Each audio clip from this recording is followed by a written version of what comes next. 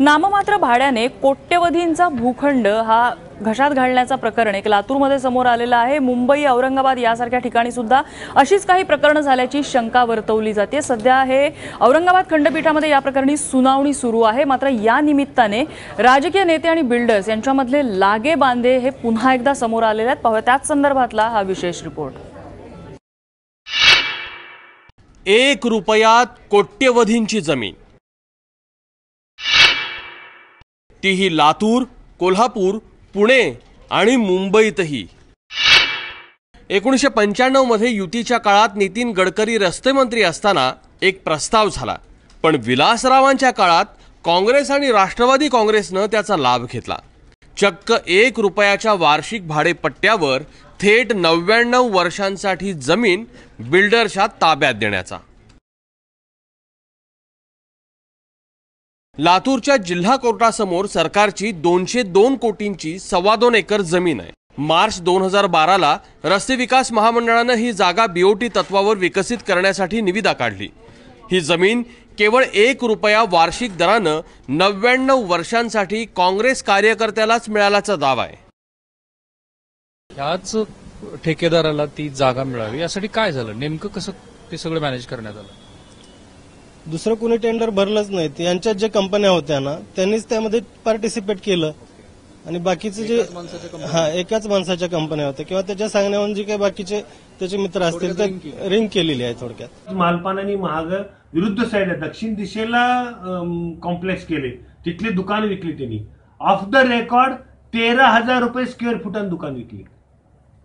आणि मग ही जागा तर ही तर फ्रंट साईडला आहे, उत्तराभिमुख आहे आणि रोड मेन रोडला लगट आहे। मेन रोड आणि कोर्टाच्या फ्रंटेज मध्ये आहे आणि फ्रंटेज जास्त आहे जागेला। ही जागा तर एवढी प्राईम लोकेशनची।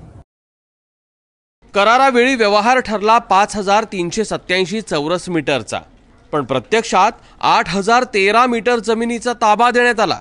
जाहिरात 10 मार्चला निघाली, पण मानेंची कंपनी स्थापन झाली 12 मार्च 2012 ला। म्हणजेच निविदा निघाली त्या दिवशी मानेंची कंपनीच अस्तित्वात नव्हती। जवळपास 100 झाडं त्या ठिकाणी तोडण्यात आली, कटिंग करण्यात आली। त्यासाठी इलेक्ट्रिसिटी जी पाहिजे होती ती सुद्धा बेकायदेशीरित्या वापरून मशीननं झाडं कट केली। त्याची फिर्याद आम्ही जिल्हाधिकारी लातूर यांना दिली, परत महापालिकेचे कमिशनर आहेत त्यांना दिली, एसपींना दिली, परत पीआयना दिली शिवाजीनगर पोलीस स्टेशनला। तर त्याचीही कुठली दखल साधी वकील मंडळाची घेतली जात नाही। उपविभागीय अधिकाऱ्यांनी 2015 मध्ये पत्र लिहून अशी जमीन वर्ग करणं बेकायदेशीर असल्याचं कळवलंय, पण या पत्रांची दखल घेण्यातच आलेली नाही। पण असा अनुचित प्रकार कमीत कमी आम्हाला तर सरकारकडून तरी अपेक्षित नाही, किंवा जे काही सरकारचे मुलाजिम आहेत त्यांनी असं करू नये आणि जनतेची लूट करू नये। कोर्टाला जर लागत असली तर कोर्टाला द्यावी जागा, ही चांगली गोष्ट आहे। सामान्य लोकांना तर कुठल्या गोष्टी माहिती नसतात आणि त्या संबंधामध्ये जर अशा जर गोष्टी होत असतील तर हे अत्यंत दुर्दैवी गोष्ट आहे। कोल्हापूरच्या ताराराणी पुतळ्याजवळची जमीन, पुण्यातले 2 भूखंड आणि मुंबईतल्या नरिमन पॉइंट शेजारच्या जागांची टेंडर्स निघाली होती। वारंवार विचारणा करूनही सरकारी अधिकारी पुणे, मुंबई आणि कोल्हापूरच्या जागांचं काय झालं हे सांगत नाहीत।